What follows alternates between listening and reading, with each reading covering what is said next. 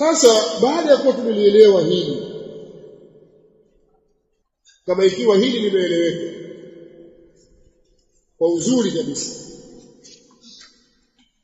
iko haja ya kuangalia taarifu ya watu hawa kwanza. Maana mara katika sehemu ya kwanza tumeangalia taarifu ya Imam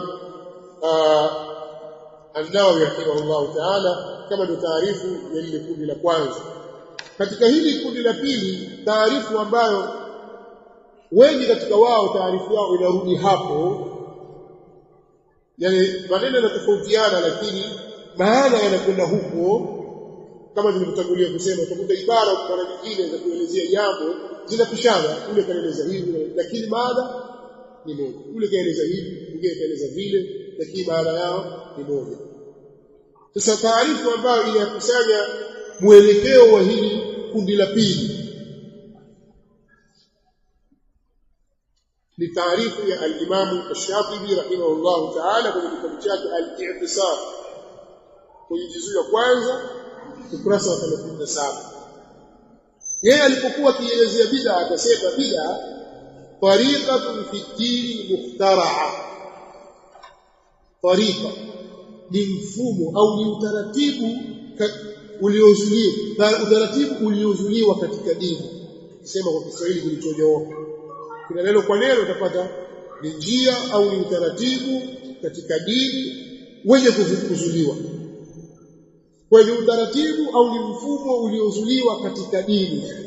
Tariqatun fi din, akasema fi din, tariqatun fi din mukhtara, ni mfumo, ni utaratibu uliozuliwa katika dini.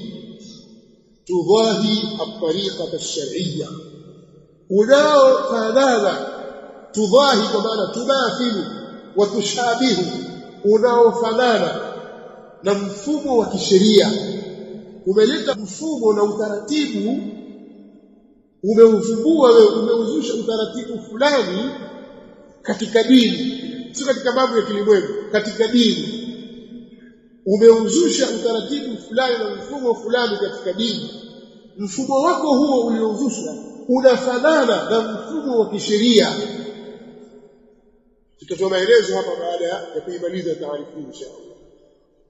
Yuqsadu min as-suluki 'alayha, hukusudiwa katika kufuata mfumo huo, katika kufuata na kuendea mfumo huo juu yake kuna kusudiwa nini? Al-mubalaghatu fi at-ta'abbud lillahi ta'ala, kuendelea hilo katika kumwabudu Allah hali ya kuwa, kwa maana umeleta jambo la ziada katika jambo la dini, ukaleta mfumo na utaratibu wa ziada ambao hakufundisha Mtume sallallahu alayhi wa alihi wasallam. Tariqatun fi ad-din mukhtara'atun tudahi at-tariqata ash-shar'iyya yuqsadu min as-suluki 'alayha al-mubalaghatu fi at-ta'abbudi lillahi ta'ala. Hiyo kirudi katika taarifu ya al-Imam Ash-Shatibi rahimahullah ta'ala kuhusu bid'a, anasema bid'a ni tariqatun fi ad-din mukhtara'atun tudahi at-tariqata ash-shar'iyya wa yuqsadu as-suluku 'alayha al-mubalaghatu fi at-ta'abbud, kwamba ni mfumo na utaratibu uliokuwa katika dini au ulikuwa umezushwa katika dini.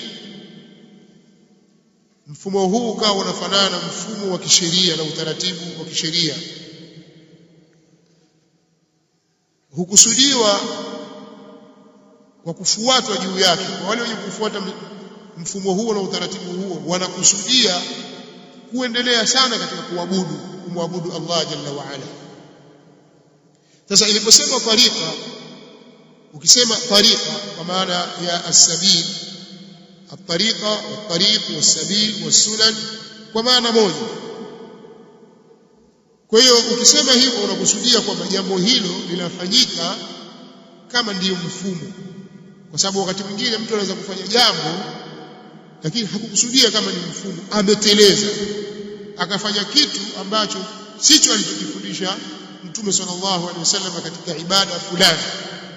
Haambii kwamba amekuwa mubtadi, haambiwa kwamba akhta fulani, amekosea fulani, alichokifanya sio sawa. Lakini ukimfanya ndio mfumo sasa na ndio utaratibu, naomba sasa hii bid'a, ndio alichokifanya ni bid'a, na mwenye kufanya hivi anakuwa ni mubtadi, hukumu ya ujumla atapewa. Lakini yeye mubtadi la, mpaka vipatikane vigezo dhawabiti zile zikitimia hukumu itapitishwa.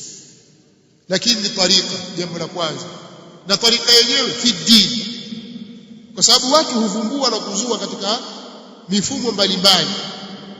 Kwa hiyo ukizua nje ya dini, hiyo itakuwa si bid'a.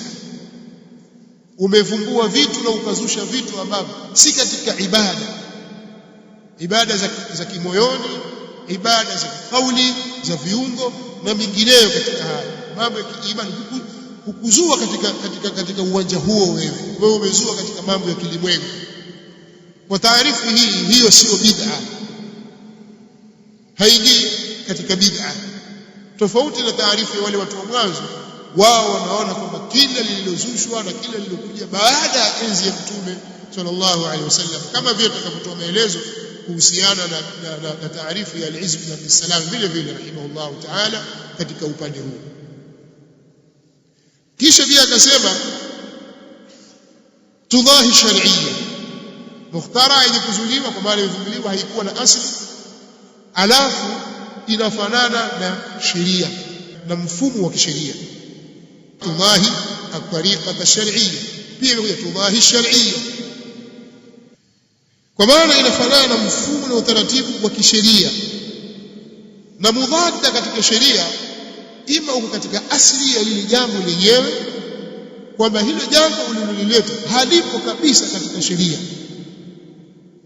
au mudhadda katika sheria, kule kugongana na kukhalifiana na sheria kunaweza kukawa katika kaifiyati, zile namna na hayati na vile vipambo vya utekelezaji wa lile jambo. Wewe watekeleza ibada kwa mfumo fulani na mtindo fulani ambao sio uliofundishwa katika dini ya Allah subhanahu wa ta'ala, pamoja na kwamba ibada hiyo iko, lakini wewe umeiwekea mfumo fulani na utaratibu fulani, kiasi ambacho mtu mwenye kutazama haraka haraka anaona kwamba hivi ndivyo sheria ilivyotwambia. Jambo lipo katika asili. Kama ni swala, tumeamrishwa kuswali, lakini wewe waiswali swala katika utaratibu fulani hivi, kana kwamba pale tulipoambiwa tusimamishe swala, basi tuliambiwa tuswali kama hivyo unavyoswali wewe. Ndio maana ya tudahi shar'iyya. Tulipoambiwa tumdhukuru Allah subhanahu wa ta'ala, wewe ukaleta mfumo fulani na mtindo fulani, kana kwamba tulipoambiwa ya ayyuhalladhina amanu dhkurullaha dhikran kathira, kana kwamba tulipoambiwa vile ndio hivyo unavyofanya wewe. Yani umeleta mfumo wewe unaofanana na mfumo wa kisheria, kwa kuwa wewe umebuni kitu fulani, kitu hicho kana kwamba ndio makusudio ya kisheria. Hiyo itakuwa ni bid'a tudahi shar'iyya. Kwa hiyo kule kufanana, si lazima tuangalie asili ya jambo, bali tuangalie hata zile kaifiyati za kutekeleza jambo lile na hayati za kutekeleza jambo lile. Hili nitakuja kuliletea, nimezungumza kwa ujumla, nitalileta kwenye mifano hai insha Allah juu ya maneno yaliyotoka kwa wanawachuoni wa upande ule wa mwanzo, ambao wao kwenye msimamo wao wanaona kwamba bid'a inagawanyika katika hasana na sayyi'a, au inagawanyika kwenye vigawanyo vitano. Kwa hiyo taarifu ya al-Imam Ash-Shatibi rahimahullahu ta'ala inahusisha uzushi katika jambo la dini na mifumo yake na taratibu zake. Haisemi kuwa ni kila lililozushwa baada ya enzi ya Mtume sallallahu alaihi wasallam. Sasa hapa talibul ilmi anatakiwa awe na utaratibu wa kutaamali maneno ya wanawazuoni aangalie haya yanaafikiana wapi, yanapishana wapi, hapa pamekusudiwa nini na hapa pamekusudiwa nini, na hukumu yake itakuwaje kwenye hili na hili, na sikuvamia maneno ikawa kila siku tupishana kwenye maneno. Huyu asema hivi, bid'a inagawanyika bwana, iko nzuri na mbaya bwana, sio kila bid'a mbaya. Kwa hiyo mfano mwelekeo wa wanawachuoni wa msimamo wa pili, mwelekeo wote unarudi kwenye hili. Hao kina Ibn Rajab, kina Sheikh al-Islam Ibn Taymiyyah na wengineo, maneno yao yote yanarudi katika taarifu hii tuliyotaja ya Imam Ash-Shatibi rahimahullah ta'ala.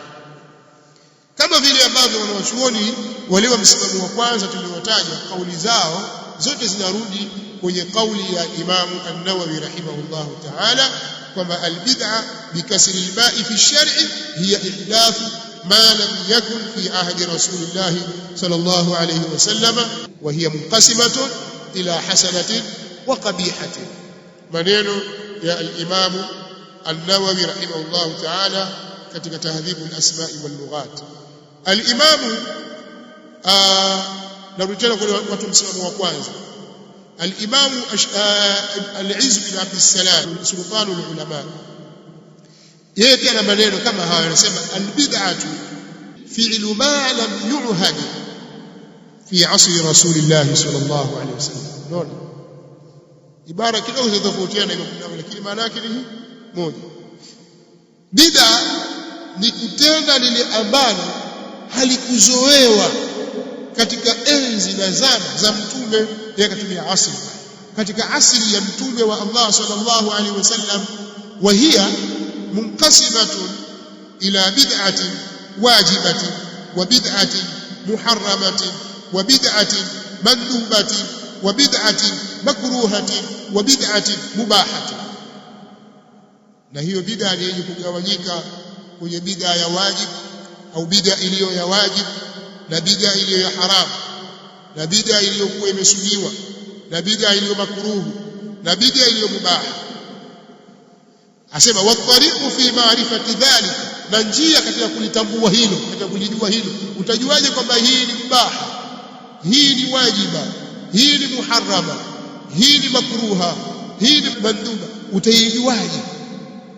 Asema njia ya kulifahamu hilo, an tu'rada al-bid'atu ala qawaid ash-sharia, ni kudhihirishwa kuwekwa ile bid'a katika misingi ya sheria. Fa in dakhalat fi qawaid al-ijab fa hiya wajib, ikiingia katika misingi ya kuwajibisha hiyo ni ya wajib. Wa in dakhalat fi qawaid at-tahrim fa hiya muharrama, ikiingia katika misingi ya kuharamisha hiyo ni ya haramu. Wa in dakhalat fi qawaid al-mandubi fa hiya manduba, na ikiingia katika qawaid na misingi ya mandub itakuwa ni manduba. Wa in dakhalat fi qawaid al-makruh fa hiya makruha, wa in dakhalat fi qawaid al-mubah fa hiya mubaha. Haya maneno ameyazungumza katika kitabu chake Qawaid al-Ahkam, kipo pia Qawaid al-Ahkam juzuu ya 2 ukurasa wa 337. Kwa hiyo maneno ya wanawachuoni hawa, wao wanaona kwamba bid'a inagawanyika kwa vigawanyo hivyo, kwamba bid'a hugawanyika. Na hayo pia ndio aliyazungumza al-Imam an-Nawawi rahimahullahu ta'ala alipokuwa akisherehesha hadithi ya Jabir radhiyallahu anhu kwamba Mtume sallallahu alayhi wasallam alikuwa akisema katika khutba yake, wa sharral umuri muhdathatuha wa kullu muhdathatin bid'atun wa kullu bid'atin dhalalatun wa kullu dhalalatin fi an-nar. Akasema wa kullu bid'atin dalala, hadha 'am makhsus. Hadithi hii ni 'am yenye kuhusishwa. Wal murad ghalibu al-bid'i, asema muradi ni bid'a, ni aghlabu za bid'a, si bid'a zote. Qala ahlu lugha, kisha akasema wamesema watu wa lugha, Imam an-Nawawi rahimahullah, hiya kullu shay'in umila ala ghairi mithalin sabiq. Hiyo bid'a ni kila kitu kilichofanywa juu ya usiokuwa mfano uliotangulia, pasi na kuwa na mfano uliotangulia. Qala al-ulama al-bid'atu khamsat aqsam. Anaendelea an-Nawawi rahimahullah, wamesema wanawavyuoni bid'a katika mafungu matano: wajibatu wa mandubatu wa muharramatu wa makruhatu wa mubahatu. faidha akaendelea kisha akasema faidha urifa ma dhakartuhu, atakapojulikana yale niliyoyataja, anna alhaditha min al'am bilmakhsus, kwamba hadithi hii ni katika al'am ambazo ni makhsus, wa kadha ma ashbahahu min alahadith alwarida, na kama hivyo ile iliyofanana hiyo hadithi katika zile hadithi zilizokuja, wa yu'ayyid ma qulnahu, na linatilia nguvu lile ambalo tumelisema قول عمر ابن الخطاب رضي الله عنه في التراويح. قول يا عمر يتلي nguvu قول يا عمر, كما katika ambayo inatilia nguvu ni kauli ya Umar ibn al-Khattab radiyallahu anhu katika swala ya tarawih, ni'mati al-bid'ah wala yamna min kawn al-hadith 'aman makhsusan qawluhu kullu bid'ah muakkadan bikull, wala hakuzuii kuwa hadithi ni 'aman makhsus kauli yake kullu bid'ah au kullu bid'ah, hali yakuni yenye kutiliwa mkazo yenye kupotezwa kwa kullu, bali yadkhuluhu at-takhsis ma'a dhalik, bali inaingiliwa na takhsis pamoja na hilo, ka kaulihi ta'ala tudhammiru kulla shay'in. Maneno haya utayapata katika sharhi ya an-Nawawi ala sahih Muslim, babu al-hathi ala as-sadaqa, kwenye juzu ya 6 ukurasa wa 393. Kwa hiyo atakutuambia al-Imam an-Nawawi rahimahullahu ta'ala na juu ya ule msimamo alionao al-Imam al-Izz bin Abd as-Salam sultanul ulama, kwamba bid'a ni kila kilichokuja baada ya Mtume sallallahu alaihi wasallam. Na yeye alipokuwa amesherehesha hadithi hii al-Imam an-Nawawi akasema, watu wa lugha wanasema, utakujua kwamba yeye ameamini katika bid'a kilugha. Yeye anasema wakati akisherehesha hadithi hii akasema, qala ahlu lugha, wamesema watu wa lugha, hiya kullu shay'in humila ala ghairi mithalin sabiq. Kwa hiyo utaangalia utaona kwamba taarifu ya Imam Nawawi na hukumu yake imejengwa juu ya bid'a kilugha. Ni kila jambo ambalo limefanywa basi na kuwa na mfano uliotangulia. Kwa hiyo kama ndio hivyo, basi sio kile lililokuja tu, kwa sababu wanasema basi kile lililokuja itakuwa ni bid'a, kile jambo jipya lilokuja ni bid'a. Ndio mpaka akatolea mfano swala ya tarawih katika wakati wa Umar aliposema ni'mati bid'atu hadhihi, akatolea mfano hii. Kwa nini? Kwa sababu wao hawayaarifishi bid'a sheria, wanayaarifisha bid'a kilugha. Mnanielewa ninachosema au tunakwenda mbali zaidi? Nadhani maneno yako wazi na yanaeleweka. Kwa hiyo kuna mirengo miwili. Kwa lugha fupi naweza kusema kwamba kuna mirengo miwili.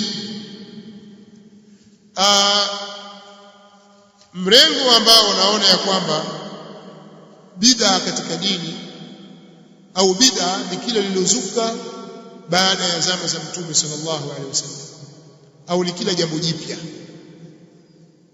Na kuna ambao wanaona kwamba bid'a ni kuzusha kwenye dini tu, unazusha kwenye dini jambo ambalo halikufundishwa na sheria ya Allah subhanahu wa ta'ala. Sasa je, bid'a yagawanyika? Mrengo wa kwanza kwa ile taarifu walioitaja wanasema ndio, ule mwelekeo wa kwanza ule, kwa vile walivyoiarifisha bid'a wanasema ndio bid'a inagawanyika kwa ima kwenye vigawanyo viwili au kwenye vigawanyo vitano. Tumewataja wanawachuoni wale wenye msimamo huo. Hapa mimi sikumtaja Imam Shafi'i rahimahullahu ta'ala, pamoja na kwamba kuna kauli inanasibishwa na yeye kwamba albid'a darbatan. Sawa, tutataja kauli yake, alafu kwa nini sikumtaja katika kundi hili. Alafu kundi la pili ni kundi la hao wanaosema kwa bid'a ni ile ambayo imezushwa katika dini, sio kile kilichokuja baada ya Mtume sallallahu alaihi wasallam, bali kile ambacho kimezushwa katika dini ambacho hakikufundisha hajakifundisha Mtume sallallahu alaihi wasallam. Unanielewa tofauti? Muelewa? Bid'a ni kile kilichozuka baada ya Mtume sallallahu alaihi wasallam, kundi la kwanza. Kundi la pili wasema hapana, bid'a ni kile ambalo limezushwa ndani ya dini, limezushwa ndani ya dini, tariqatun fi ad-din mukhtara'atun tudahi at-tariqata ash-shar'iyyah ويقصد السلوك عليها المبالغة في التعبد لله تعالى. tumeelewana kwamba ni mfumo uliozushwa ndani ya dini. Sasa kwa mujibu wa haya niliyoyataja ni kwamba bid'a inagawanyika kwa upande wa kwanza, ile mrengo wa kwanza bid'a inagawanyika kwenye vigawanyo hivi tulivyotaja, na kuna kauli inanasibishwa na al-Imam Shafi'i rahimahullahu ta'ala kwamba anasema al-bid'atu bid'atan. Kuna kauli hiyo, bid'atun mahmudatun wa bid'atun madhmuma, kwamba kuna bid'a yenye kuhimidiwa, yenye kusifiwa, na bid'a yenye kusemwa vibaya. Utaja bid'a hiyo, utajwa vibaya.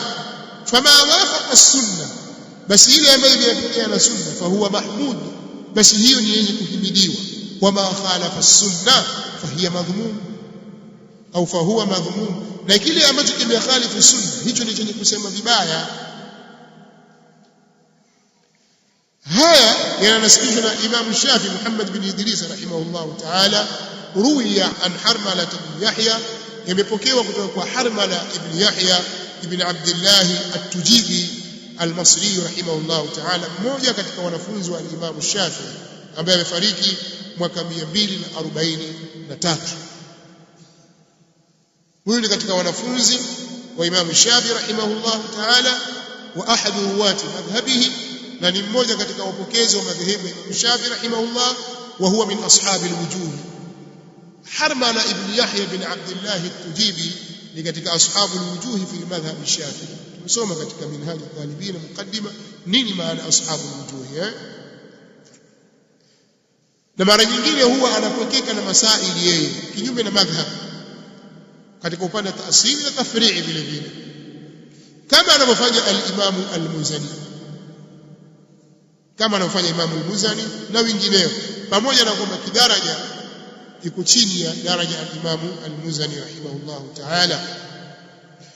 Mpaka alisema Imam an-Nawawi rahimahullah ta'ala katika baadhi ya vitabu vyake, anasema ruwina an Abi Sulaiman al-Khattabi fi awwal kitabihi Ma'lam as-Sunan أن أصحاب الشافعي المتقدمين يعتمدون روايات المزني والربيع المرادي ما لا يعتمدون حرملة والربيع الجيزي ورحمهم الله.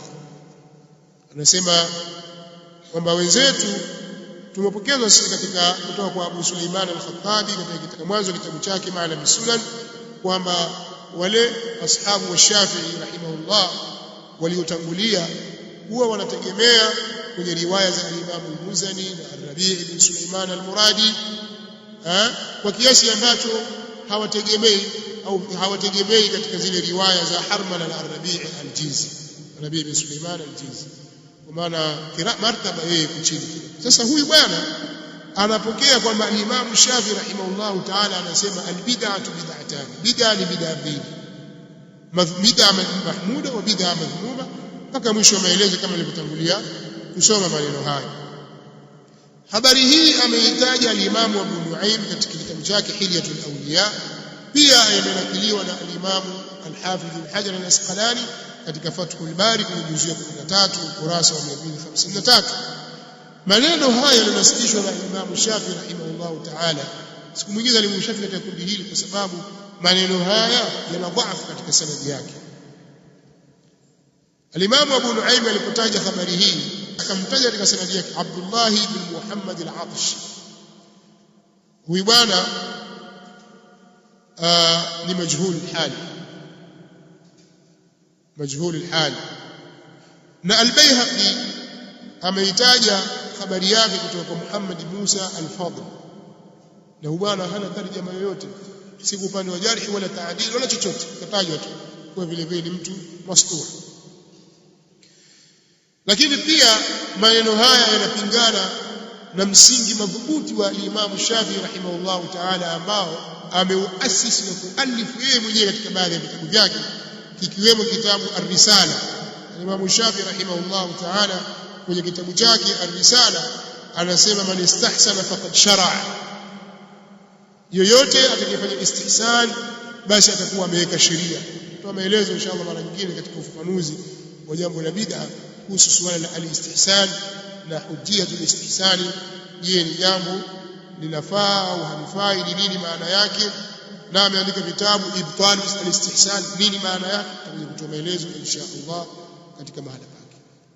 Kwa hiyo msingi huu ambao ameujenga al-Imam Shafi'i rahimahullah ta'ala katika kukataa jambo la istihsan unapingana na hili linalosema kwamba al-bid'a darbatan au al-bid'atu bid'atan, lakini pia unarudi kule kule katika bid'a ya maana ya kilugha na sio bid'a katika maana ya kisheria.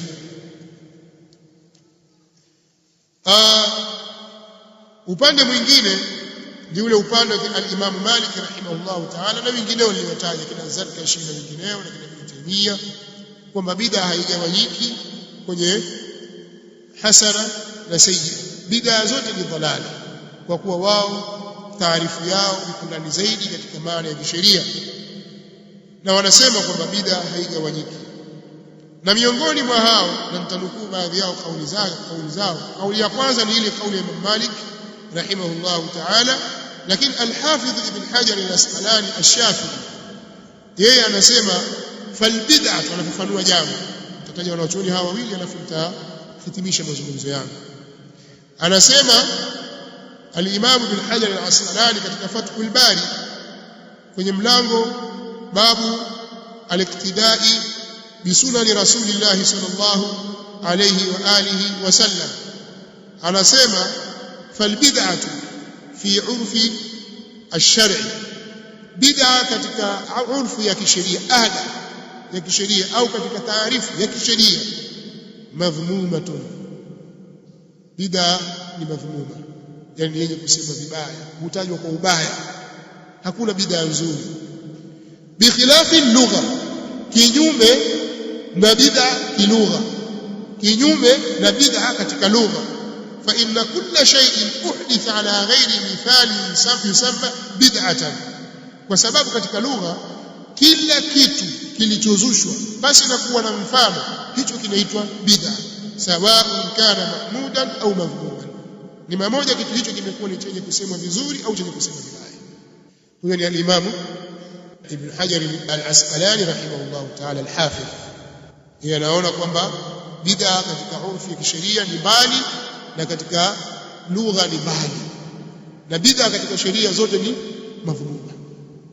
Hakuna hata mmoja aliyesema kwamba bid'a katika sheria na katika dini ni nzuri, hakuna. Kadhalika katika Fathul Bari hiyo kwenye babu ma yukrahu min at-ta'ammuq wa at-tanazu'i wal ghuluwi fi ad-din wal bid'ah, kwenye juzuu 13 ukurasa wa 340 anasema wa amma al-bid'ah fa huwa jam'u bid'atin, na ama neno al-bid'ah nalo ni wingi wa neno bid'ah, wa hiya kullu shay'in laysa lahu mithalun taqaddama, nayo ni kila kitu ambacho hakikuwa na mfano uliotangulia. Fayashmalu lughatan ma yuhmadu wa yudhamm, bid'a inakusanya katika lugha kile ambacho uhimidiwa, yani hutajwa kwa uzuri, na kile ambacho hutajwa kwa ubaya. Wa yakhtassu, na inahusika, yani inakuwa khas fi urfi ahli shar'i bima yudhamm, inahusika bid'a katika urfi ya watu wa sheria kwa kile ambacho husemwa vibaya. Wa in waradat fil mahmudi fa'ala ma'naha al-lughawi, basi ikija bid'a katika ile maana ya yenye kusifiwa, basi ni juu ya ile maana yake ya kilugha. Ukiona mtu anasema hii bid'a nzuri, ni'matul bid'ah hadhi, anakusudia kilugha, hakusudii bid'a kwa maana ya kisheria. Yani maneno haya kama lao mtu anayaelewa, basi mzozo nao utakuwa umeishia hapo. Lakini kama maneno ya al-Hafidh Ibn Hajar al-Asqalani rahimahullah ta'ala hayaeleweki, hayafahamiki, ndio labda kazungumza kielimu sana, wengine wakashindwa kuelewa maneno ya Imam Ibn Hajar al-Haytami al-Shafi'i, yako wazi sana. Ibn Hajar al-Haytami ukitaka kumjua ni katika wanawachuoni wakubwa mutaakhirin, katika ulama al-mutaakhirin katika madhhabi ya Shafi'iyya. Alikuwa yuko Makkah pale. Yeye ndio mwenye kitabu kinachoitwa katika vitabu vya fiqh, ana vitabu vingi, lakini kitabu chake maarufu ni kile kinaitwa Tuhfatul Muhtaj, ambayo ni sharhi ya al-Minhaj, Minhaj al-Talibin al-Imam an-Nawawi. Minhaj al-Talibin wa Umdatul Muftin ya al-Imam an-Nawawi imesharihishwa kwa shuruhati nyingi mno, lakini katika shuruhati zilizokuwa zimepokewa sana na kukubalika ni Tuhfatul Muhtaj ya al-Imam Ibn Hajar al-Haytami al-Makki al-Shafi'i. Na katika wakati wake mtu ambaye alikuwa ni qarini, mtu ambaye analingana naye katika hilo ni al-Imam ar-Ramli mwenye kitabu kinachoitwa Nihayatul Muhtaj, ambayo vile vile ni sharhi ya al-Minhaj. Watu wa Makkah na sehemu za Qur'an na Iraqi na watu wa sehemu za al-Yaman, mashafiia wa maeneo haya, wao walikuwa wakifuata rai na mielekeo ya al-Imam Ibn Hajar al-Haytami. Watu wa Misri na sehemu nyingine katika Shafi'ia walikuwa wakimfuata al-Imam ar-Ramli katika kitabu chake Nihayatul Muhtaj na masaili mengine. Lakini ndio mwenye kitabu Az-Zawajir na vinginevyo. Ana Tuhfatul Bari, amesharih Sahih Bukhari. Huyu Ibn Hajar al-Haytami ana kitabu chaitwa Al-Fatawa al-Hadithiyya na Al-Fatawa al-Kubra. Anavyo vyote alhamdulillah, ni vitabu vinapatikana madukani na viko katika maktabati zetu. Sasa huyu Ibn Hajar ambaye ni mshafi, si wanawachuoni wa Kiwahabi kwamba hajaelewa hii kulli au kullu kulliya au kullu juz'iyya, hawaelewi. Yani kama mtu anawatia ujinga watu kwa sababu ana vijimisemo viwili vitatu kwenye mantiki asiyoielewa, ana vijibara hii ni mantiki, si kwamba mtu etika ielewa. Amekuwa katika watu kweli ahlul kalam, hamna chochote, wana vijibara vidogo vidogo tu. Sawa, atakujadili pale na hii juz au juzia, mwambieni bwana hivi, kutaka kuwadanganya watu wasiofahamu. Inaonekana kama kilichozungumzwa ni kitu cha elimu kubwa ya maana kweli kweli, kumbe hakuna kitu cha maana. Yufaku anhu man kufik qutila al-khamis. Sasa anasema hivi, wakati alipokuwa akisherehesha kauli ya Umar radhiallahu anhu, al-Imam Abu al-Abbas Ahmad bin Muhammad bin Ali ibn Hajar al-Haytami al-Makki ambaye amefariki mwaka 974 kwenye karne ya 10, anasema alipokuwa akisherehesha kauli ya Umar bin Khattab radhiallahu anhu, wa qawlu Umar radhiallahu anhu fi salati tarawih, na hili na kauli ya Umar radhiallahu anhu katika swala ya tarawih au kuhusu swala ya tarawih. Umar aliposema radhiallahu anhu, ni'mati bid'atu hi, bora ya bid'a iliyo bora ni hiyo.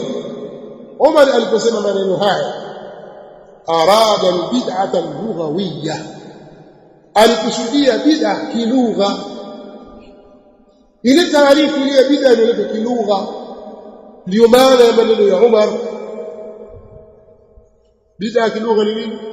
Ni kile jambo lilozushwa ambalo bila ya kuwepo mfano uliotangulia, bila ya kuwepo mfano uliotangulia. Sawa. Kwa hiyo haya maneno ya Umar yanakusudia ile maana ya kilugha, kwa maana atakwambia wachukueni maneno ya Umar kwa maana ya watu wa lugha wanavyoelezea bid'a, kwamba ni jambo lililokuja basi na kuona mfano, ichukulieni hivyo. Wa huwa, na hiyo maana ya kilugha, maana ile ambalo au lile jambo ambalo fu'ila ala ghairi mithali, limefanywa basi na kuona mfano, kama qala ta'ala, kama alivyosema Allah aliyekuwa mtukuka, qul, sema Muhammad, ma kuntu bid'a, sikuwa mimi ni wa mwanzo, sikuwa mimi ni kiroja, sikuwa mimi ni mpya min ar-rusul, katika mitume. Mimi si mtume wa mwanzo. Anasema walaysat bid'atan shar'iyyatan, na si bid'a kwa ile maana ya kisheria. Msichukulie kwamba bid'a hii katika maana ya kisheria kwamba Umar amezua jambo katika dini ambalo halikufundishwa na Mtume sallallahu alaihi wasallam. Msichukulie kwa maana hiyo.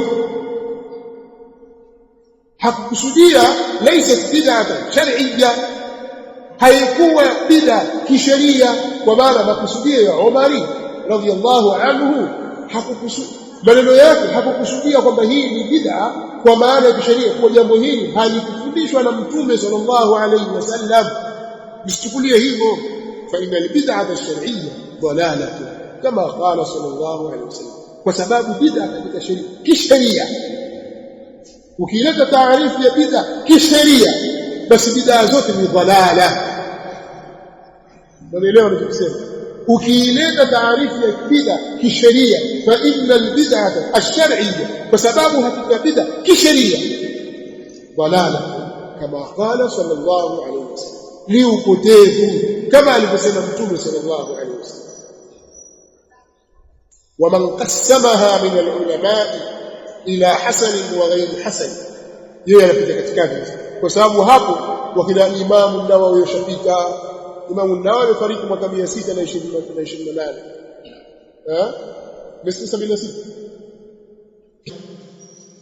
676, Ibn Taymiyyah ni 728. Kwa hiyo wanawachuoni wale washapita, wakina Ibn Taymiyyah, wakina al-Izz bin Abd salam, kina nani, wote washapita. Wale wote waliosema kwamba bid'a yagawanyika washapita, na wale waliosema kwamba haigawanyiki pia wamepita, wametangulia huko nyuma. Bali hata kina Imam Suyuti pia washapita, na Suyuti amefariki mwaka 911, huyu amefariki 974. Baina ya kufariki yeye na Imam Suyuti kuna miaka 63. Umri wa mtu, bali ulikuwa ndio umri wa Mtume sallallahu alaihi wasallam, miaka 63. Sasa amesoma kauli zote za wale waliotangulia, hawa wanasema yagawanyika, hawa haigawanyiki. Wanakusudia nini? Anasema wale walioigawa hiyo bid'a katika maulama kwenye hasan na ghair hasan, kwamba ni nzuri na isiyokuwa nzuri. Fa innama qasama albid'ata lughawiyya, hakika hapana vingine, aliyegawa amegawa bid'a kilugha, ameigawa bid'a katika maana ya kilugha. Wa man qala kullu bid'atin dhalalatun, na aliyesema kila bid'a ni upotevu, fa maanahu bid'atu ash-shar'iyya, maana yake ni bid'a kisheria. Kwa hiyo tuangalie, wewe wakusudia bid'a kilugha kisheria, mpaka useme yagawanyika, wakusudia kilugha kisheria, na useme haigawanyiki, wakusudia kilugha kisheria. Mfahamu? Yeye anasema wale wanawachuoni, kwa sababu wewe na yule pengine mna mtazamo tofauti, hamjawaelewa hawa wanawachuoni.